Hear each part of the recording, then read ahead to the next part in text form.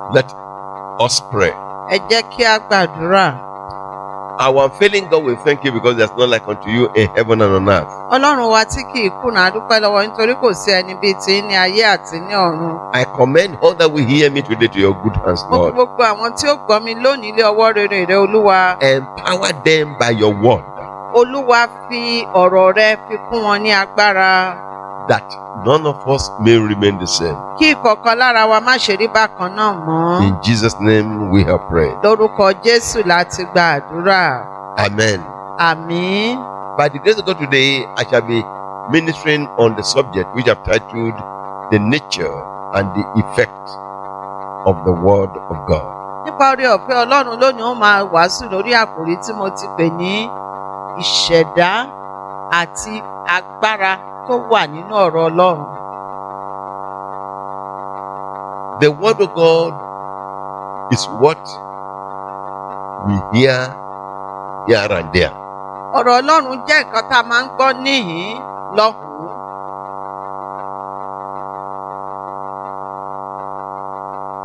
The Bible speaks about the nature and the effects of the Word of God. Bíbélì sọ̀rọ̀ nípa ìṣẹ̀dá àti agbára tó wà nínú ọ̀rọ̀ Ọlọ́run àbí ohun tí ọ̀rọ̀ Ọlọ́run mú wá. I will first of all take my text from the book of Psalms 33 verse 6. Wọ́n kọ́kọ́ bẹ̀rẹ̀ sí kà nínú ìwé orin Dáfídì orí ìkẹtàléníọgbọ̀n. Verse 6. Orí ìkẹtàléníọgbọ̀n ẹsẹ̀ ìkẹfà. Ó pé nípa ọ̀rọ̀ Olúwa lé a dá àwọn ọ̀run àti gbogbo ogun wọn nípa àti gbogbo ogun wọn nípa èémí ẹnu rẹ̀. The Bible says, Bíbélì wípé by the word of God was the heavens created. pé nípa ọ̀rọ̀ Ọlọ́run ni a dá àwọn ọ̀run And the host that are in them àti gbogbo ogun tó wà nínú wọn. by the breath of his nostrils. Àní nípa èémí ẹnu rẹ̀, Come on. èémí imú rẹ̀. The whole universe came into existence by the word of God. Gbogbo ọ̀run àti ayé ó wà nípa ọ̀rọ̀ Ọlọ́run. There had been disproof of the creative story in Genesis chapter 1 by scientists. Àwọn onímọ̀ ìjìnlẹ̀ wọ́n ti wo ìtàn ìṣẹ̀dá ní orí Genesis orí kìíní pé kò ìṣe nǹkan tó jẹ́ òótọ́. But lately, Ṣùgbọ́n láìpẹ́ yìí, we discovered àwa rí i pé science found out that the universe came out by the sun. Bah!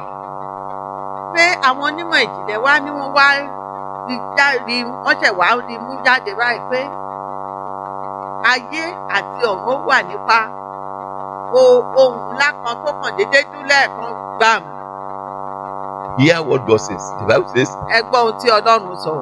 the heaven, the earth came into existence by the word of God. It was the word of God that they had, and they said, it is a sand.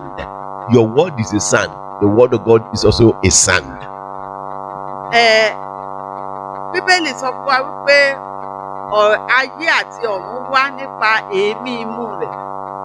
Wọ́n ní wọ́n gbọ́ ohùn ọ̀rọ̀ rẹ̀ ohùn ni ọ̀rọ̀ Ọlọ́run ohùn sì ni. Bíbélì wípé The word was created by the word of God. pé a dá ayé nípa ọ̀rọ̀ Ọlọ́run. Listen to me. Ẹ fetí sílẹ̀ sí Whether mi. science believes it or not, I believe the word of God.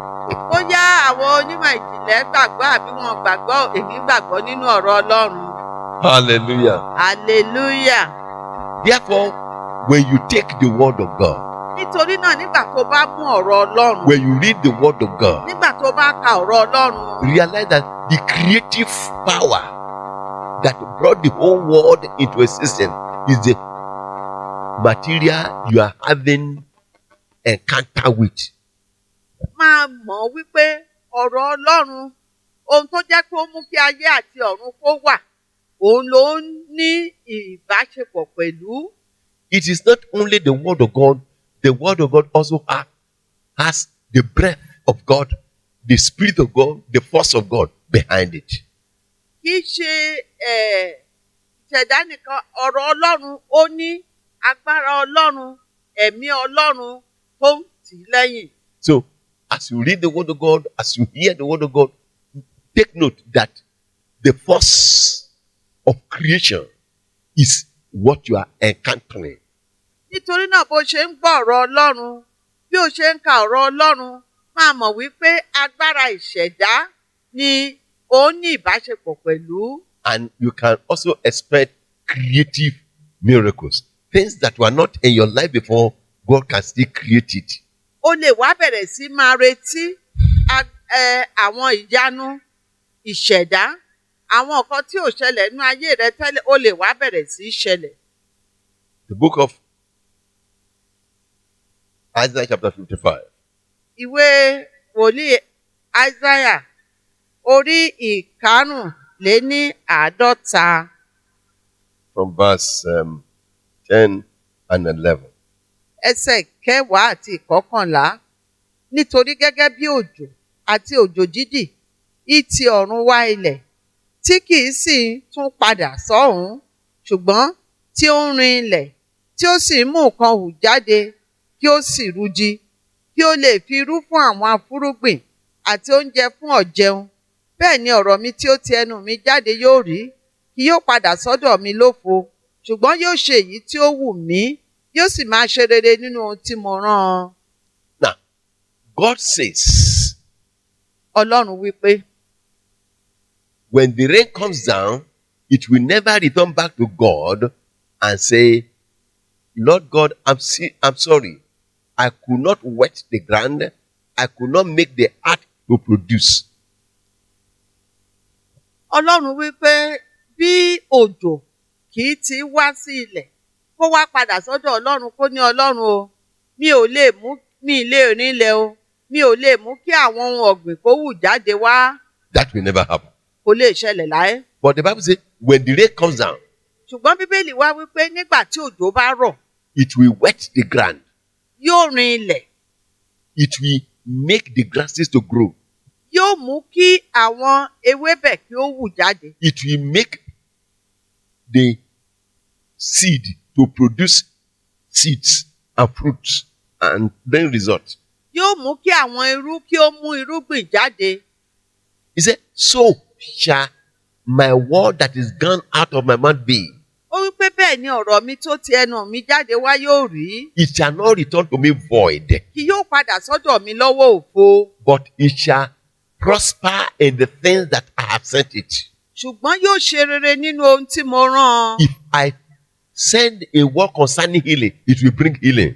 Tí mo bá rán ọ̀rọ̀ mi jáde nípa ìwòsàn, yóò mú ìwòsàn jáde. When I speak the word concerning long life, it will destroy death, it will bring long life and vitality. Tí n bá sọ ọ̀rọ̀ mi jáde nípa ẹ̀mí gígùn, yóò mú ẹ̀mí gígùn jáde. When I speak about prosperity and blessing,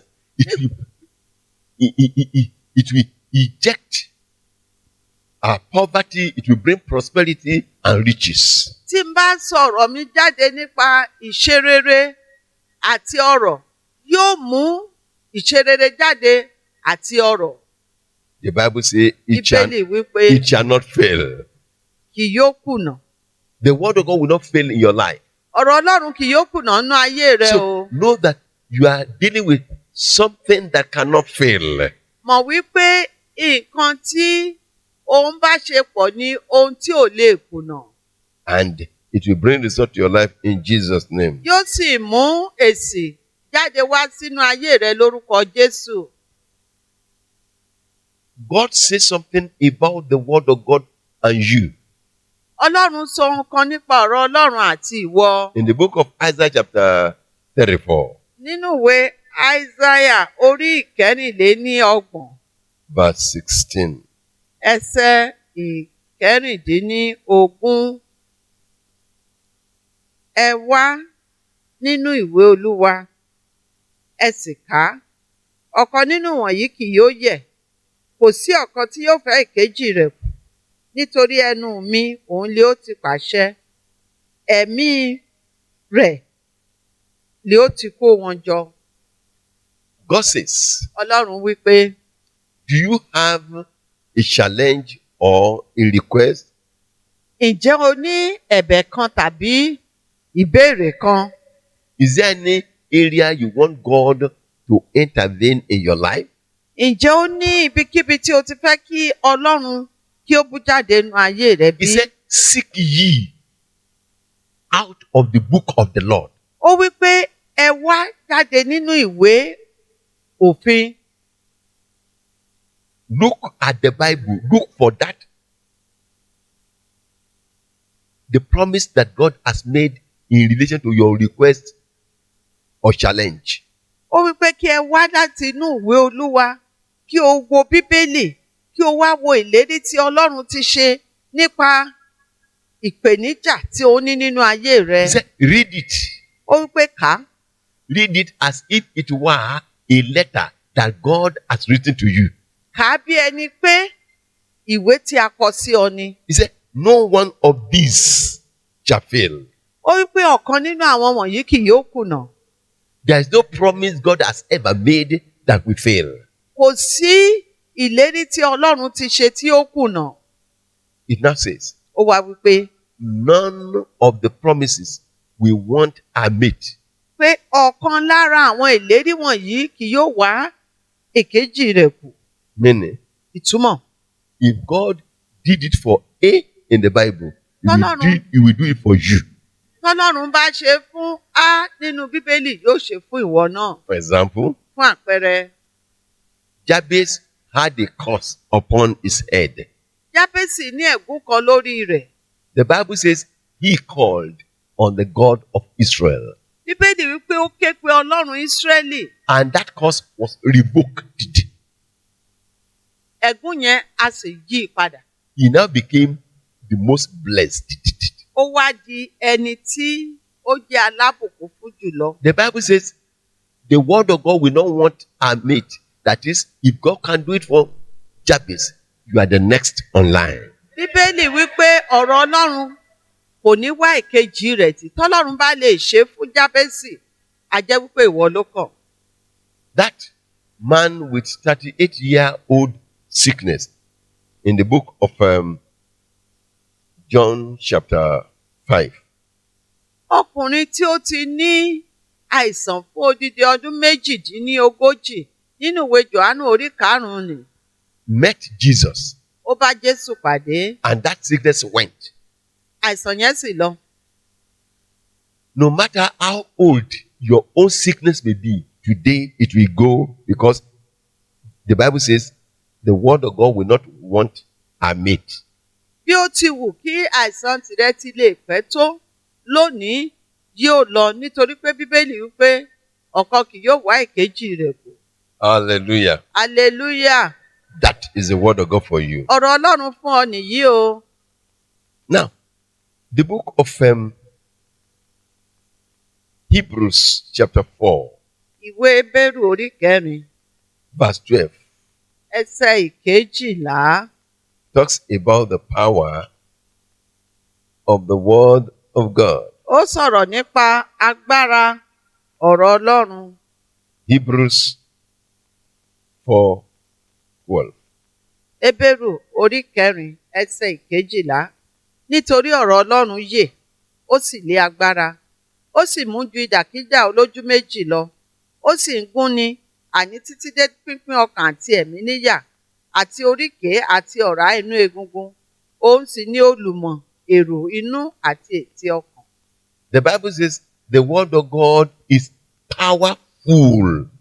Bíbélì wípé ọ̀rọ̀ Ọlọ́run ó ní agbára, ó kún fún agbára. Is a carrier of the power of God. Ó jẹ́ olùgbé agbára Ọlọ́run rìn. Which means any contrary power in your life or against your life and destiny, the word of God has the capability of swallowing them, nullifying them, knocking them down, and neutralizing them. Ó túmọ̀ sí pé gbogbo agbára tó bá lòdì nínú ayé rẹ̀, agbára Ọlọ́run wá tó láti bá gbogbo agbára wọ̀nyí balẹ̀. The Bible says it is sharper than any two-edged sword. Bíbélì wípé ó mú ju ìdàkídà olójú méjì lọ. It's sharper than any surgical knife. Ó mú ju abẹ tí a fi ń ṣeṣẹ́ abẹ lọ. There's no place it cannot reach. Kò sí ibi tí ò lè dé. The Bible says Bíbélì wípé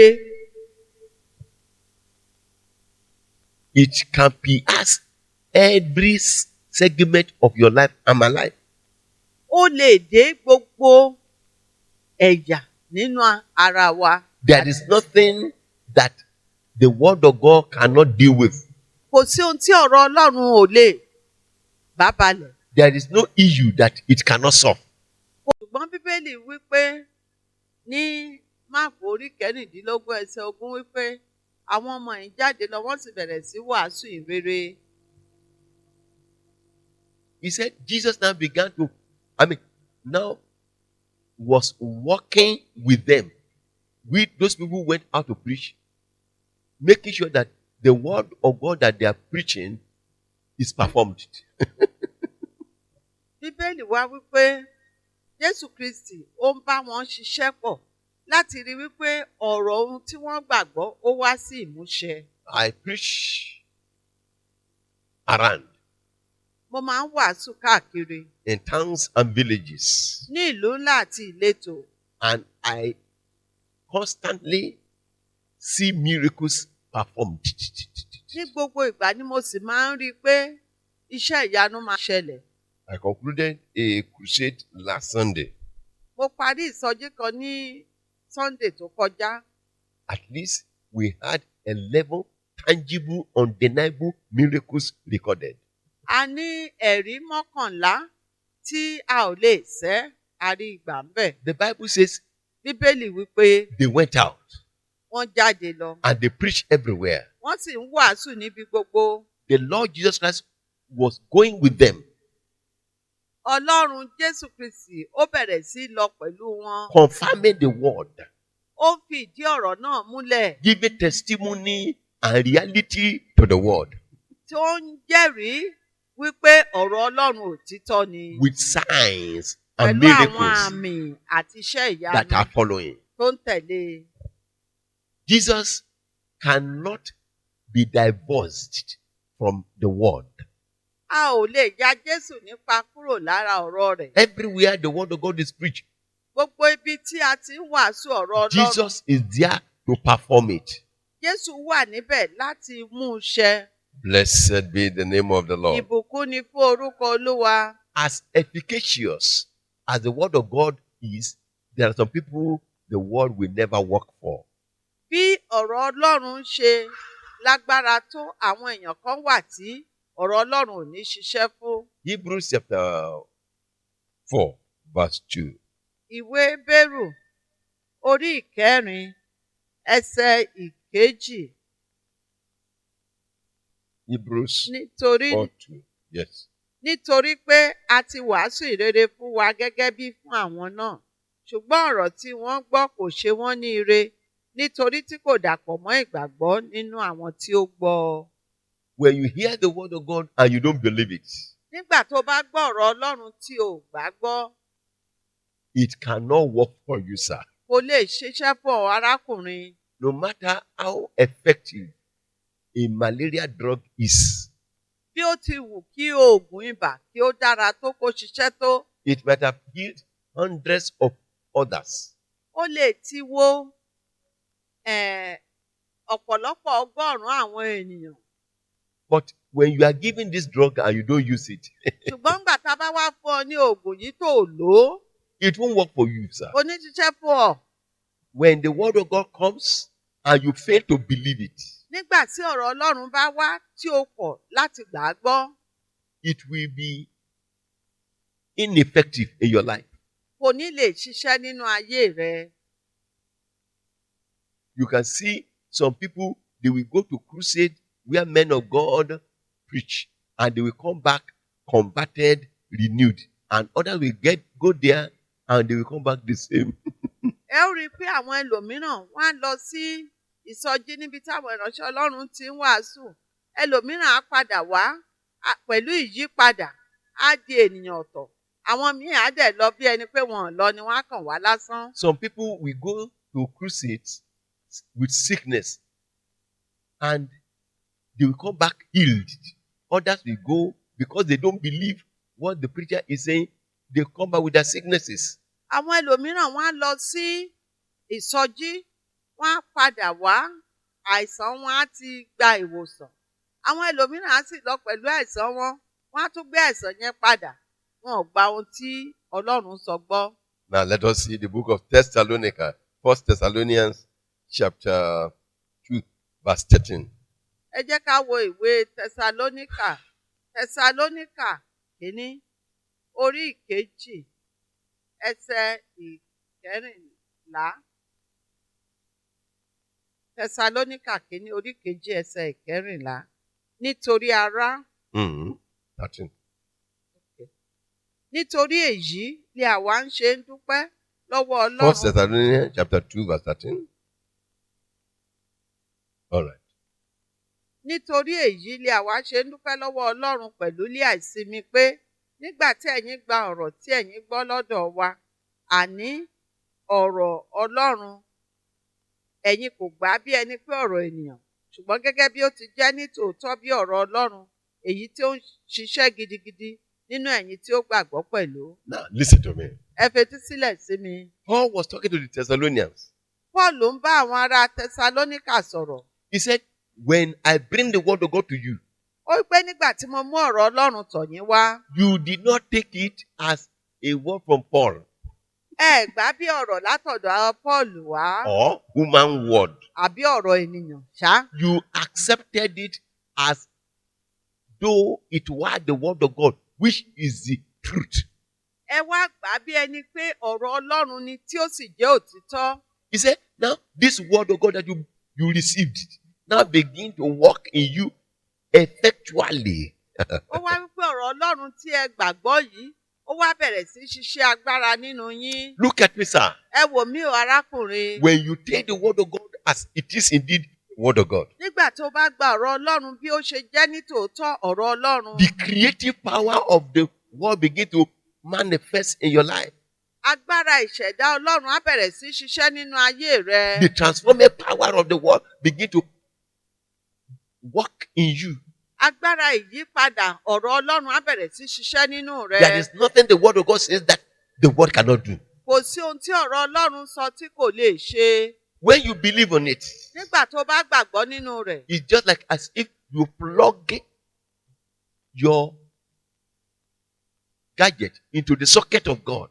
Ṣe ló dàbí ẹni pé o wá mú ohun tó ń lo náà rẹ, o kì í bọ iná ti Ọlọ́run. The very power of the very God of heaven flows into your life. Àní agbára Ọlọ́run ọ̀run á wá ṣàn sínú ayé rẹ. You need conversion. You'll be converted from sinner to saint. O nílò ìyípadà, á wá yí ọ padà láti ẹlẹ́ṣẹ̀ sí ẹni mímọ́. You need healing. You are taken from the realms of a sickler to a healthy and strong fellow. O nílò ìwòsàn, á wá mú ọ kúrò nínú aláìsàn, á sọ ọ́ di alára pípé You need ṣáṣá. blessings and prosperity. Your poverty dissolves, prosperity and blessing begin to emerge. O nílò ìṣerere, àwòṣì àti àìní rẹ lọ, ìṣerere sì dé àti ọrọ̀. Oppression is cut off, deliverance is brought forth. Àní ìtẹ̀mọ́lẹ̀ rìnmọ́lẹ̀ fìyà jẹ ni a ké kúrò, a sì wá mú ìtúsílẹ̀ wá.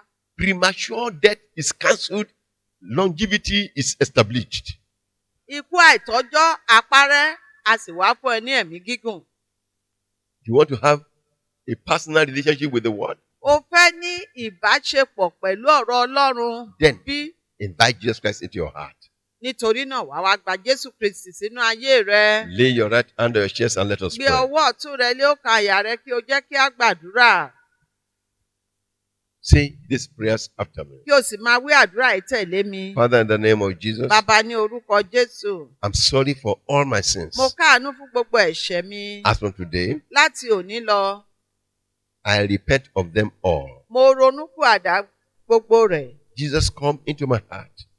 Jésù wọnú ayé mi wá. I promise to live the rest of my life for you. Mo pinnu láti gbé ìyókù ayé mi fún ọ. Thank you for accepting me. Mo dúpẹ́ lọ́wọ́ rẹ pé o ti gbà mí. Amen. Àmín. Lord, I pray for all that have heard me today, Bàbá, mo gbàdúrà gbogbo àwọn tó ti gbọ́ mi lónìí. that your word will begin to work for them. Bí ọ̀rọ̀ rẹ yóò máa ṣiṣẹ́ fún wọn. Save the sinners. Gba àwọn ẹlẹ́ṣẹ̀ là. Heal the sick. Wo àwọn aláìsàn sàn. Deliver the oppressed. Kí o tú àwọn tá ń tẹ̀ mọ́lẹ̀ sílẹ̀. Bless the poor. Kí o sì bùkún fún àwọn aláìní. May we never remain the same. Kí a má sì ṣe rí bákan náà mọ́. Amen. Àmín.